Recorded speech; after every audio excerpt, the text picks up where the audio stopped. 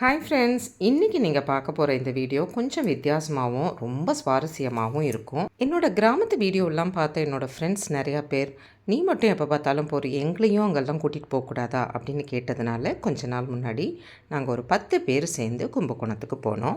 சென்னையிலேருந்து கும்பகோணத்துக்கு காலையில் கிளம்புற உழவன் எக்ஸ்பிரஸில் ஏறினதுலேருந்து நாங்கள் எல்லாரும் அடித்த லூட்டி கொஞ்சம் நஞ்சம் கிடையாது. இன்றைக்கி நீங்கள் பார்க்க போகிறது இந்த டூரோட முதல் நாள் வீடியோ. கும்பகோணம், அங்கே இருக்கிற கோவில்கள் பார்க்க போகிறோம். ட்ரெயினில் ஏறின உடனேயே எப்பவும் போல் நிறைய ஃபோட்டோஸ் எடுத்துட்டு கொஞ்சம் நேரத்துலலாம் அவங்கவங்க கொண்டு வந்திருந்த பிரேக்ஃபாஸ்ட் ஸ்நாக்ஸ் எல்லாம் ஒருத்தர் ஷேர் பண்ணிட்டு சாப்பிட ஆரம்பிச்சிட்டோம். சீதா ரொம்ப டயட் கான்ஷியஸ், அதனால ஃப்ரூட்ஸ் தான் கொண்டு வந்திருந்தா. அதையும் விடாமல் நாங்கள்லாம் வாங்கி சாப்பிட்டுட்டோம். 10 லேடிஸ் சேர்ந்து ட்ராவல் பண்ணினா சந்தோஷத்துக்கு கேட்கணுமா என்ன, ஒரே கிண்டல் கேலி காமெடி சிரிப்பு மழை தான் பயணம் முழுக்க. ரயில் பயணங்கள், குறிப்பாக இந்த காலை வேலை பயணங்கள் ரொம்ப சுவாரஸ்யமாக இருக்கும்.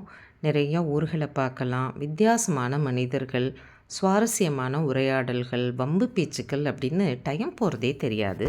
நாங்களும் அப்படித்தான். கொஞ்சம் சினிமா, கொஞ்சம் வம்பு, கொஞ்சம் ஆன்மீகம் அப்படின்னு நிறையா பேசினோம். நிறைய ஒருத்தர் புரிஞ்சுட்டோம். இந்த பயணத்திலேயே எங்களோட ஃப்ரெண்ட்ஷிப் இன்னும் நெருக்கமான மாதிரி ஒரு உணர்வு வந்தது. ஏதோ கும்பகோணம் ஸ்டேஷனும் வந்தாச்சு, இறங்க வேண்டியது தான். எத்தனையோ தடவை நாங்கள் கும்பகோணத்துக்கு வந்திருந்தாலும் ஒவ்வொரு தடவையும் ட்ரெயின் இந்த ஸ்டேஷனுக்குள்ளே நுழையும் போது அவ்வளவு சந்தோஷமாக இருக்கும். எனக்கு தெரிஞ்ச ஆட்டோக்காரர்கிட்ட ஏற்கனவே சொல்லியிருந்ததுனால 3 ஆட்டோ எங்களுக்காக வெயிட் பண்ணிட்டு இருந்தது. அதில் ஏறி உடனே வீட்டுக்கு வந்து சேர்ந்துட்டோம். மத்தியானம் 2 மணி ஆயிட்டதுனால எல்லோரும் பயங்கர பசியில் இருந்தோம். ஃபஸ்ட் கிளாஸ் சாப்பாடு எங்களுக்காக ரெடியாக இருந்தது. இலை போட்டு பரிமாறி எல்லாரும் வயிறு முட்டை சாப்பிட்டுட்டு கொஞ்ச நேரம் ரெஸ்ட் எடுத்துட்டு உடனே கிளம்பி சாயந்தரம் கோவில்லாம் பார்க்க போயிட்டோம். முதல்ல நாங்கள் போனது 108 திவ்ய தேசங்களில் ஸ்ரீரங்கம் திருப்பதிக்கு அடுத்த கோவிலான சாரங்கபாணி கோவில். பிரம்மாண்டமான கோபுரம் நம்மளை பிரமிக்க வைக்கும். இந்த கோபுரம் 173 அடி உயரம், 11 அடுக்குகளை கொண்டு அவ்வளவு பிரம்மாண்டமாக இருக்குது. அத்தனை வகையான சிற்பங்கள் இந்த கோபுரத்தில் பார்க்கலாம். பெரியாழ்வார், ஆண்டாள் தாயார் உள்பட 7 ஆழ்வார்களால் மங்களாசாசனம் செய்யப்பட்ட கோவில். பெருமாள் பெயர் ஆறாவமுதன், தாயார் பெயர் கோமலவள்ளி தாயார். ரொம்ப பழமையான கோவிலாக இருந்தாலும் 14ஆம் நூற்றாண்டில் விஜயநகர மன்னராலும் அதன் பின் நாயக்க மன்னர்களாலும் மிகவும் கலைநயத்துடன் புனரமைக்கப்பட்ட கோவில் இது. இந்த ஊரில் இருக்கிற பொற்றாமரை குளத்தில் அவதரித்த மகாலட்சுமி தாயாரை திருமணம் செய்து கொள்வதற்காக மகாவிஷ்ணு தேரில் வந்து இங்கு இறங்கியதாக இந்த கோவிலின் ஸ்தல புராணம் சொல்வதால் இந்த கோவிலே ஒரு தேர் வடிவில் தான் இருக்கும். பரதநாட்டியத்தோட 108 கரணங்களும் இந்த கோவில் சன்னதிக்குள்ள சிற்பங்களாக வடிக்கப்பட்டிருக்கு. இந்த கோவிலில் இருக்கிற தட்சிணாயன வாசல், உத்தராயண வாசல் இரண்டையும் கடந்துட்டா வைகுண்ட பிராப்தி கிடைக்குங்கிறதுனால இந்த கோவிலில் சொர்க்க வாசல்னு தனியாக கிடையாது.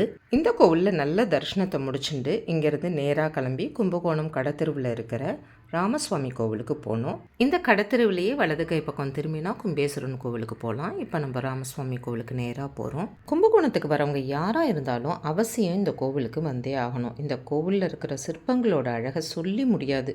ஒரு நாள் முழுக்க பார்த்தா கூட ரசிச்சுட்டே இருக்கலாம். ஏதோ என்னால் முடிஞ்ச அளவுக்கு ஃபோட்டோஸ் எடுத்து போட்டிருக்கேன். ஆனால் நீங்கள் நேரில் பார்த்தா பிரமிச்சு போயிடுவீங்க. இந்த கோவிலோட பிரகாரம் அதை விட அழகு. இந்த பிரகாரத்தை சுற்றி 3 லேயரில் ஃபுல் ராமாயணமும் ஓவியமாக வரைஞ்சிருக்காங்க. நீங்கள் 3 பிரதட்சணம் வந்தால் ஃபுல் ராமாயண காட்சிகளையும் ஓவியங்களாக பார்த்துடலாம். இந்த கோவிலோட மூலவர் பட்டாபிஷேக கோலத்தில் இருக்கிற ராமர், சீதா தேவி, அவரோட காலடியில் வீணை வாசிச்சுட்டு இருக்கிற ஆஞ்சநேயர், இவாளெல்லாம் பார்க்கறதுக்கு 2 கண் போதாது அப்படின்னு தான் இருக்கும். அத்தனை ஒரு அழகு. நல்ல தரிசனத்தை முடிச்சுட்டு அங்கேருந்து நேராக கிளம்பி கும்பேஸ்வரன் கோவிலுக்கு போனோம்.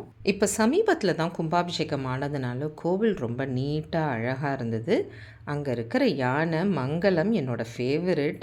க்யூட்டாக எப்போ பார்த்தாலும் டான்ஸ் ஆடிகிட்டே இருக்கும். அன்றைக்கி ஏதோ கால் வலியாக காலை தூக்கி நின்றுட்டு இருந்தது. அதுக்கு முன்னாடி நின்றுட்டு எல்லாரும் ஃபோட்டோ எடுத்துட்டோம். கும்பேஸ்வரர், மங்களாம்பாள் 2 சந்நிதிலையும் சாயரக்ஷண தீபாராதனை பார்க்குற பாக்கியம் கிடச்சிது. அன்றைக்கி வெள்ளிக்கிழமைங்கிறதுனால மங்களாம்பாள் அத்தனை ஒரு அழகான அலங்காரத்தில் இருந்தால் ரொம்ப ஆனந்தமாக தரிசனம் பண்ணிவிட்டு அங்கேருந்து கிளம்பினோம். கும்பகோணம் கும்பேஸ்வரர் கோவிலோட சிறப்பு என்னென்னா, அந்த கோவிலோட நடையில் இருக்கிற கடத்தெரு தான். நீங்கள் கோவிலை பார்த்தா மாதிரியும் ஆச்சு, நல்ல ஷாப்பிங் பண்ணினா மாதிரியும் ஆச்சு. எல்லா ட்ரெடிஷ்னல் ஸ்டஃப்பும் உங்களுக்கு இந்த கடைகளில் கிடச்சிடும். இந்த ஊரோட ஸ்பெஷல் சாமான்களான பித்தளை விளக்குகள், பித்தளை சாமான்கள், இரும்பு தோசைக்கல், இரும்பு கரண்டி, கல்சட்டி, ஈய சொம்பு, முறுக்கு புழியிற படி, கோலக்குழா, கோலக்குழாலையும் மன்னார்குடி கோலக்குழா இங்கே மட்டும்தான் கிடைக்கும். தண்டவாள தோசைக்கல் அப்படின்னு இந்த இடத்துல அம்மா அப்பாவை தவிர மீதி அத்தனையும் கிடைக்குங்க. எப்போ நான் கும்பகோணம் வந்தாலும் இங்கே மங்களாம்பாளை தரிசனம் பண்ணிவிட்டு இந்த கடைகளில் வந்து ஏதாவது வாங்காமல் போனதே இல்லை. எனக்காக வாங்கலைன்னாலும் என்னோடய ஃப்ரெண்ட்ஸ் யாராவது ஏதாவது வேணும்னு கேட்பாங்க. அவங்களுக்காக ஏதாவது கட்டாயம் வாங்கிட்டு தான் போவேன். என் ஃப்ரெண்ட்ஸுக்கெல்லாம் இந்த இடம் ரொம்ப பிடிச்சிருந்தது. எல்லாரும் மாக்கல் விளக்கு, கல் சட்டி, கரண்டி அப்படின்னு ஏதேதோ வாங்கிட்டு இருந்தாங்க. இங்கே கொலு பொம்மை கடைகளும் உண்டு. 365 நாளும் இங்கே கொலு பொம்மைகள் விற்பனைக்கு இருக்கும். நான் வருஷம் நவராத்திரி முடிஞ்ச உடனே இங்கே வந்து பொம்மைகள் வாங்கிட்டு போவேன். விலையும் குறைச்சலாக இருக்கும். அழகழகான செட்டுகளும் நமக்கு கிடைக்கும். 3 கோவில்கள்லேயும் நல்ல தரிசனத்தை முடிச்சுட்டு இங்கே ஆசை தீர ஷாப்பிங்கையும் பண்ணிவிட்டு இங்கேருந்து கிளம்பினோம். இங்கேருந்து ஆட்டோவில் கிளம்பி நேராக என்னோடய ஃப்ரெண்ட் அனுராதா விஸ்வேஷன் என்னோடய வீடியோஸ்லலாம் பார்த்துருப்பீங்க. அவங்க வந்து கும்பகோணத்தில் தான் இருக்காங்க. அவங்க வீட்டுக்கு நம்ம டின்னருக்கு இப்போ போக போகிறோம். அவங்க வீட்டில் இருக்கிற கிருஷ்ணரும் அந்த கிருஷ்ணருக்கு அவங்க பண்ணுற அலங்காரமும் நீங்கள் நிறையா பேர் பார்த்துருப்பேன். நேராக போய் அந்த அழகான கிருஷ்ணரை தரிசனம் பண்ணிவிட்டு அவரோட ஃபோட்டோ எடுத்துட்டு ஃபஸ்ட் கிளாஸாக சமைச்சு வச்சுருந்தாங்க. அதை நல்லா ஒரு வெட்டிட்டு எல்லாருமா சேர்ந்து பேசி சிரித்து நேரம் போனதே தெரியலை. மறுநாளைக்கு கிளம்புற சீக்கிரமே கிளம்பி கோவில்களுக்கெல்லாம் போகணுங்கிறதுனால மனசே இல்லாமல் அங்கேருந்து கிளம்பினோம். இதே மாதிரி ஒரு அழகான வீடியோவில் திருவிழிமிழலையிலும் கோனேரி ராஜபுரத்திலும் உங்களை சந்திக்கும் வரை உங்களிடமிருந்து விடைபெற்றுக் கொள்வது உமா வெங்கட். பாய்.